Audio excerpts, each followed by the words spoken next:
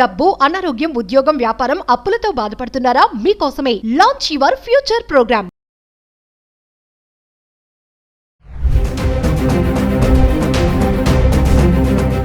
ప్రేమించి పెళ్లి చేసుకుంటున్నారు కానీ బ్రతకడం చేతకాటం లేదు.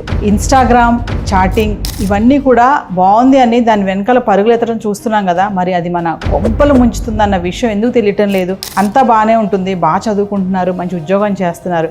ఎక్కడో చిన్న తప్పు చేయడం వల్ల జీవితం అంతా కూడా తారుమారైపోతుంది. నమస్తే, welcome back to Suman TV. ప్రస్తుతం మనతో పాటు ఉన్నారు motivational speaker, public speaker, family counsellor Rajani Ramma గారు. నమస్తే మ్యామ్. నమస్తే నవీన. మేడం, ఎవరైనా చూడండి, ఒక సామెత చెప్తా ఉంటారు, ఎంత పెద్ద సైంటిస్ట్ అయినా అంట ఒక చిన్న తప్పు చేస్తాడంట. అలాగే మన జీవితాల్లో కూడా ఎంత బాగా చదువుకున్నా, మంచి ఉన్నత స్థాయిలో ఉన్నా కూడా చిన్న తప్పు చేయడం వల్ల లైఫ్ అనేది మొత్తం టర్న్ అయిపోద్ది. మరి ఇక్కడ ఈ విషయంలో చూసుకుంటే ఆమె ఒక కౌన్సిలర్గా వర్క్ చేస్తూ కూడా మంచి చదువుకుంది. హస్బెండ్ మరి లవ్ మ్యారేజ్, మళ్ళీ మంచి పిల్లలు ఉన్నారు, మంచి ఫ్యామిలీ. మరి ఆ ఇన్స్టాగ్రామ్ చాటింగ్లోకి వెళ్ళడం, చాట్ చేయడం వల్ల ఈరోజు ఎంత దారుణమైన సంఘటన జరిగిందంటే ఒక్కసారి మీ మాటల్లోనే. మరి దీని నుంచి మన యువతే కానీ కపుల్సే కానీ ఏం నేర్చుకోవాలంటారు? మనుషుల మనస్తత్వము ఎప్పుడు ఒకలా ఉండదు నవీన. ఒక ఏజ్లో ఒకలా ఉంటుంది, ఒక స్టేజ్లో ఒకలా ఉంటుంది. మళ్ళీ ఏజ్ మారిన తర్వాత, స్టేజ్ మారిన తర్వాత ఆ స్టేజ్లో, ఆ ఏజ్లో ఆలోచనలు ఇంకోలా ఉంటాయి. ఇంకో రకంగా చెప్పాలంటే మనం జనరల్గా ఏం చెప్తామంటే, మనిషి మారుతున్న కాలంతో పాటు మనుషులు మారాలి అంటే ఏంటంటే ఆలోచన విధానం మారాలి అని అంటాం. అది ఒక మంచి కోసం, నలుగురితో కలిసి నడక కొనసాగించాలి కాబట్టి, కంటిన్యూ చేయాలి, మనం అక్కడ ఆగిపోకూడదు కాబట్టి ఆ కాంటెక్స్ట్లో చెప్తాం. ఇప్పుడు వీళ్ళు ఏంటంటే ఇంకో రకంగా తీసుకుంటే వీళ్ళ మానసిక స్థితి ఎప్పుడూ ఒకలా ఉండదు. ఆ టైంలో నాకు అది నచ్చింది. కొంతమంది ఒక టైంలో ఒక ఐటెంని ఇష్టపడతారు, కొంతకాలం అయ్యాక ఆ ఐటెం తినబుద్ధి కాదు, నచ్చట్లేదు, ఎందుకో అదంటే ఇష్టం లేదు, తినబుద్ధి కావట్లేదు. అంటే ఆ మనస్తత్వము, ఆ ఇష్టాలు అనేవి మారిపోతుంటాయి. ఇంకొకటి పర్టికులర్ ఈ కేసులో చెప్పుకుంటే అందరూ ఎందుకు ఇలా మారుతున్నారు అనేది మనము కరెక్టే, ఒకటే కారణము, ఒకటే ఘాటకే మనం కట్టేయలేము. ఒక్కొక్కళ్ళకి ఒక్కొక్క కేసుని బట్టి, వాళ్ళ మనస్తత్వాన్ని బట్టి మనం చెప్పాల్సి ఉంటుంది. ఈ కేసులో అయితే అందం ప్రధానం. ఈ అమ్మాయి చూడడానికి ఫోటోలోనే ఇంత అందంగా ఉంది, విడిగా ఇంకా చాలా బాగుండి ఉంటుంది.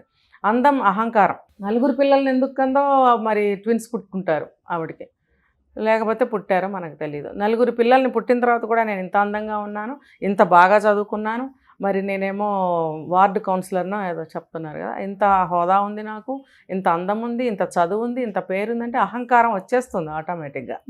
వచ్చినప్పుడు ఏమవుతుందంటే ఆ అమితమైనటువంటి గర్వము, అమితమైనటువంటి తన మీద తనకి ఓవర్ కాన్ఫిడెన్స్ పెరిగిపోతాయి. ఎవరన్నా కొంచెం మెచ్చుకున్నారంటే ఇంకా భూమి మీద కాళ్ళు నిలబడవు, ఇంకా ఆకాశంలో మబ్బుల్లో తేలుతూ ఉంటారు. ఎందుకంటే ఎక్కువగా చాలామందికి ఎక్కువ శాతం పొగడతలంటే ఇష్టం. అంటే ముఖ్యంగా అందం విషయంలో పొగిడితే చాలా ఇష్టపడతారు. ఎవరైనా పిల్లల్ని కూడా చూడండి, పాప నీ ఫ్రాక్ బాగుందంటే మురిసిపోతుంది అనమాట. అలా ఇంకా ఇలాంటి వాళ్ళు కొంచెం పొగిడితే భూమి మీద నిలబడరు. ఇప్పుడు ఇన్స్టా పరిచయాలు, ఇన్స్టా లవ్లు, ఇన్స్టా చాటింగ్లు, మరి ఏమవుతుందంటే ఆ అవతల నుంచి ఆ వాయిస్ మెస్మరైజ్ చేసేస్తారు. ఒక మాయ, ఒక ఏమంటారు, ఒక లబ్జుగా మాట్లాడటము, ఇష్టంగా మాట్లాడటం, మోజుగా మాట్లాడడం, వీళ్ళకి గూస్ బంప్స్ వస్తుంటాయి అన్నమాట. వీళ్ళకి అంటే ఒళ్ళు మర్చిపోయి ఆనందపడిపోతూ ఉంటారు అని అనుకోవాలి మనం. లేకపోతే ముక్కుమోహం తెలియని వాడిని మనం ఎలా, నువ్వు ఆ వల్ల ఎలా పడిపోయావు నువ్వు? ఫస్ట్లో అయితే ఏం కలవరు, ఇలాగే చాటింగ్ చేసుకుంటూ తీయని మాటలతో ఒకళ్ళనొకళ్ళు అట్రాక్ట్ చేసుకుంటూ ఉండే సమయంలో పడిపోతారు. తర్వాత కలిసి ఉంటారు. వీళ్ళు కలిసిన తర్వాత అనేక సార్లు భర్త హెచ్చరించితే కూడా మరి విన్నదా మాట? ఎందుకు వింటారు నవీన? ఇప్పుడు నీకు ఒక ఫ్లో నచ్చింది, అటు వెళ్ళిపోతున్నావు అన్నప్పుడు ఎవరైనా వెనక్కి లాగితే ఆ డిసప్పాయింట్మెంట్ ఓర్చుకోలేరు, వాళ్ళు కోపం వస్తూ ఉంటుంది, పడదు. అంటే మేడం, వాళ్ళు ఆల్రెడీ ప్రేమించి పెళ్లి చేసుకున్నారు కదా. ప్రేమించి పెళ్లి చేసుకోవడం అంటేనే ఒకరి గురించి ఒకరు తెలుసుకొని, అభిప్రాయాలు కానీ అన్నీ మాట్లాడుకొని పెళ్లి చేసుకున్నారు, పిల్లలు కూడా. మీరు అందం అన్నారు చూసారా, అంటే అందమే ఇక్కడ మోసం చేసింది అంటారా? అంతే మరి. అంటే మనం వెళ్ళి అడగలేదు, కాకపోతే తెలుస్తుంది. ఇప్పుడు నలుగురు పిల్లలు పుట్టారు, లవ్ మ్యారేజ్ చేసుకున్నావు, పెళ్ళయి మరి 10 ఏళ్ళన్నా అయ్యిందేమో, మరి నీకు ఇప్పుడు ఒక దాదాపు దగ్గర ఒక 35-40 మధ్యలో నీ ఏజ్ ఉండొచ్చు. ఉన్నప్పుడు నువ్వు ఒక స్త్రీగా, ఒక ఇల్లాలిగా, ఒక తల్లిగా నువ్వు ఎలా నీ మనసు తయారై ఉండాలి?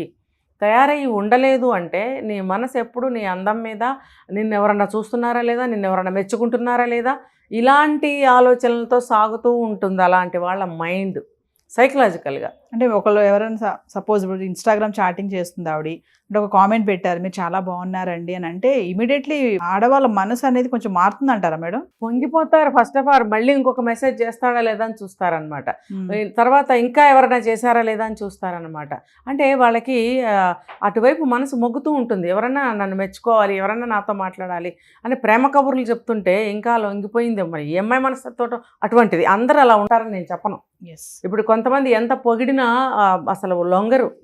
ఏంటంటే అసలు మనం ఈ వయసులో పొగుడుతుంటే నవ్వి ఊరుకుంటాం కానీ వాళ్ళ మోజులో పడిపోతామా అన్న ఆలోచనతో కొంతమంది ఉంటారు. కొంతమంది ఏంటి అబ్బో నన్ను కదా పొగిడాడని చెప్పి బోర్లా పడేవాళ్ళు ఉంటారు.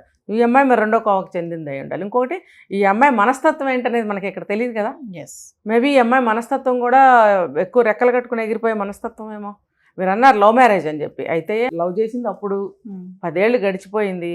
మరి ఆ అమ్మాయికి మళ్ళీ ఒక కొత్త వాళ్ళు వచ్చి మెచ్చుకుంటుంటే బహుశా భర్త రోజు మెచ్చుకోవట్లేదేమో. భర్త మెచ్చుకున్న రోజు మెచ్చుకునేదే కదా. కొత్తదనం కావాలి, కొత్తదనం, కొత్త మాటలు కావాలి. ఇంకొకటి ఏంటంటే ఇక్కడ సరిగ్గా కన్వే చేయాలి అని అంటే నేను ఇంకా అందంగా ఉన్నాను, నేను ఇంకా యంగ్గా కనిపిస్తున్నాను, అందరూ ఇంకా నన్ను మెచ్చుకుంటున్నారు అంటే నాలో ఏదో ఉంది స్పెషాలిటీ. నేను అనవసరంగా పెళ్ళి పిల్లలు ఈ ఇంటికి రాగానే కూరగాయలు తరుక్కుని వంట చేయటం ఇది కాదనుకుంటా, నా లైఫ్ ఏదో ఉందనుకుంటా అని డైవర్ట్ అయిపోవడం అనే ఆలోచనకు వచ్చేస్తారు వీళ్ళు. అలా వచ్చేయడం వల్లనే లొంగిపోతారు. లేకపోతే అసలు భర్త మీరు అన్నట్టు ప్రేమించి పెళ్లి చేసుకున్నారు, చక్కగా చూసుకుంటున్నారు, ఎంతో కమ్మగా సాగుతున్న సంసారంలో నుంచి ఎవరైనా వెళ్ళిపోవాలని ఎందుకు అనుకుంటారు? 60 సంవత్సరాలు కాపురం చేసిన 70 సంవత్సరాలు కాపురం చేసిన భార్యాభర్తలు వయోవృద్ధులు అయిపోయి శరీరం ముడతలు పడిపోతే కూడా నా జీవిత భాగస్వామి అనే భావంలోనే ఉంటారే చాలామంది. అందరు ఆ వయసు వాళ్ళందరూ అలాగే ఉంటారు. ఇప్పుడు వాళ్ళు ఎందుకు ఉండట్లేదు అని అంటే కొత్తదనం కావాల్సి వస్తుంది వీళ్ళకి. అప్పట్లో ఏంటంటే ఎప్పటికీ కొత్తగానే కనిపించేవారు భార్యాభర్తలు ఇద్దరు కూడా ఒకళ్ళకొకళ్ళు. ఇప్పుడు కనపడట్లేదు వాళ్ళకి. ఎందుకంటే రోజుకొక వ్యవహారం మారిపోతుంది బయట సమాజంలో. రోజుకొక కొత్త విషయం ఇంట్రడ్యూస్ అవుతున్నాయి. రోజుకొక కొత్త ఏం చెప్పాలి దానికి, ఏ ఒక్కటి తీసుకున్నా ఇవాళ ఉన్న ప్యాటర్న్ ఫ్యాషన్ రేపు ఉండట్లేదు. కొత్త వచ్చేస్తున్నాయి. దాంతో వీళ్ళకి మనస్తత్వాలు కూడా ఆ రకంగా మారిపోతున్నాయి. చూడండి, డ్రెస్సే తీసుకోండి ఫర్ ఎగ్జాంపుల్, ఎన్ని రకాల డ్రెస్సులు వస్తున్నాయి. ఒకప్పుడు చుడీదార్లే వేసుకునేవాళ్ళు, తర్వాత ఇంకో రకం వచ్చింది, తర్వాత ఇంకో రకం వచ్చింది, రకరకాల అలా అంటే ప్రతి ఒక్కటి వేసుకోవాలి. ప్రతి ఒక్కటి అందులో నేను ఎంత అందంగా ఉన్నాను నలుగురు మగవాళ్ళు చూడాలి.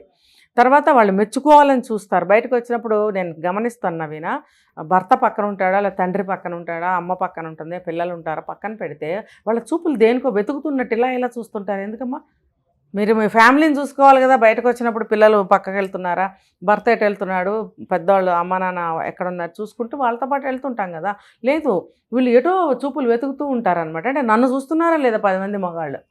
ఇప్పుడు వస్తున్న డ్రెస్సులు ఏంటి, పెళ్ళైన అమ్మాయిలు కూడా ఇంతంత వేసుకుంటున్నారు కదా. మరి మొన్న ఈ మధ్య ఒక చోట చూసాము ఏంటంటే ఈ పైనుంచి కిందకి డ్రెస్సులు వేసుకుని ఉండలేకపోతున్నాము, చిన్న వేసుకుని తిరగాలని ఉంది, ఇవన్నీ తీసి అవతల పారేయాలనిపిస్తుంది అని మాట్లాడారు కొంతమంది. అంటే ఆలోచనలు ఎలా సాగినాయి? ఆమె ఏమన్నా 20 ఏళ్ళు 25 ఏళ్ళ అమ్మాయి కాదు మాట్లాడింది, ఒక మిడిల్ ఏజ్ ఉమెన్నే మాట్లాడిన మాటలు. అంటే ఆలోచనలు పెద్దవాళ్ళకు కూడా ఎలా సాగుతున్నాయి? కొత్తదనం అంత మనసు ఆహ్వానిస్తుంది. అరే మా టైంలో మేము ఇంత విచ్చలడిగా లేకపోయామే, బంధించుకొని బ్రతికామే మనసుని, కోరికల్ని అన్నిటినీ కూడా. ఇప్పుడు ఎందుకు అన్నీ వస్తున్నాయి మనకి ఎదురుగా ఊరిస్తున్నాయి. ఏమవుతుంది మనం కూడా వేసుకుందాం అన్న పద్ధతిలో తల్లి కూతుళ్ళు ఒకటే లాంటివి కొనుక్కుని వేసుకుంటున్నారు. అది మరి వచ్చిందా లేదా ఈ మార్పు? మరి అది కారణం ఈఎంఐ విషయంలో ఈ కారణం కూడా ఈఎంఐకి హెల్ప్ చేసిందా లేదా? అంటే వస్తున్నటువంటి social media, Instagram, chatting, Facebook ఇవన్నీ మేడం ఏంటంటే ఇప్పుడు చూస్తున్నాం కదా. కొంతమంది ఏంటంటే ఏమవుతుందిలే అంటే ఇన్ని జరుగుతున్నా కూడా చాలా మంది మళ్ళీ ఇంకా ఎంటర్ అయ్యి ఇట్లా చాటింగ్ చేయడం కానీ, ఆ వ్యక్తి ఎవరో తెలీదు, చూడలేదు మళ్ళీ వాళ్ళని, చాలా వరకు వెళ్ళిపోతారు, డీప్గా వెళ్ళిపోవడం. ఇప్పుడు చూసుకుంటే ఈవిడ విషయంలో జరిగినట్టుగానే హస్బెండ్ చివరికి ఏం చేశారు, ఓపిక పట్టి చంపేశారు ఫైనల్గా. మేడం చూస్తున్నారు మనం రీల్స్ కూడా చూడండి, మనం ఒక వీడియోలో మాట్లాడుకున్నాం కూడా. రీల్స్ ఇంతకు ముందు సరదాగా చేసేవాళ్ళు, ఇప్పుడు అది సరదా ఎలా అయిపోయింది అంటే ఒకళ్ళు నన్ను చూడాలి, నాకు కామెంట్స్ పెట్టాలి, ఎన్ని లైక్స్, ఎవడన్నా నాకు తగిలితే బాగుండు, ఇలా కూడా పెడుతున్నారు రీల్స్. అంటే ఓవరాల్గా ఏం చెప్తారు మీరు ఇప్పుడు ఈ ఇన్సిడెంట్ తీసుకుంటే? కొంతమంది తగలాలనే రీల్స్ చేస్తున్నారు. హస్కీ వాయిస్తో మాట్లాడటము, కన్ను కొట్టి మాట్లాడటము, అంటూ మాట్లాడటము. ఏంటది? ఏంటది చిన్నపిల్లలా ఏమన్నా? పెద్దవాళ్ళు కూడా అలాగే మాట్లాడుతున్నారు. Yes. మరి ఏమని తిట్టాలా వీళ్ళని? వాళ్ళకి బుద్ధి ఉందా, జ్ఞానం ఉందా, ఒళ్ళు పొగరా, ఏమనాలి? ఒళ్ళు దగ్గర పెట్టుకుని చేస్తున్నారా లేదా? ఒళ్ళు కనిపించుకుంటూ డాన్సులు, ఆ మాటల విధానము, డబల్ మీనింగ్ మాటలు, ఇవన్నీ మరి అవతలాలను రెచ్చగొట్టవా? ఇప్పుడు ఈ హస్బెండ్ ఇలా వెళ్తున్న అమ్మాయిని ఇంకా పాపం కాపురం చేయాలన్న ఉద్దేశంతో రామ్మ వద్దు అలా చేయొద్దు అంటున్నాడు. ఇంకొకడైతే ముందే చంపుతాడు, లేకపోతే పోమ్మ అంటాడు. ఇతనికి పాపం బతిలాడుకున్నాడు, ఎలాగోలా మన దారికి తెచ్చుకుందామని చెప్పి. ఎంత బతిలాడుకున్నా సరే అసలు దారికి రాకపోయేటప్పటికి అతను ఆ పని చేశాడు. అంటే నేరస్తుల్ని ఎవరు తయారు చేస్తున్నారు? రెచ్చగొడితేనే తయారవుతున్నారు. ఇంకొకటి ఏంటంటే వాళ్ళ ఆనందం కోసం చేశారు. 2 కేటగిరీలు. Thank you ma'am.